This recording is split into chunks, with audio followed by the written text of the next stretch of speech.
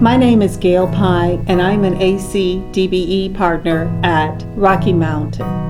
When I look through the glass at Rocky Mountain and what they have to offer, there's so much. It has a lot of visual appeal, lots of bright colors, lots of deliciousness. I like the way they do the caramel apples, and you can see them actually making the apples. They're hand dipping the apples, putting them on display. You'll see apples with nuts, you'll see apples with M&Ms, just a variety of things, and the chocolates are to die for. That's the thing. If you're a chocolate lover like I am, you can get everything there. You have your peanut clusters.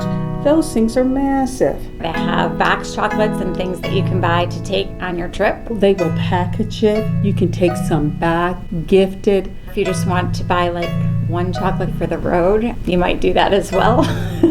There are sugar-free options there also. Very hard to resist if you're hungry. It'll satisfy that little craving that you have at the moment. I certainly recommend that you stop by Rocky Mountain Chocolate Factory and get yourself a little treat while you're traveling one day.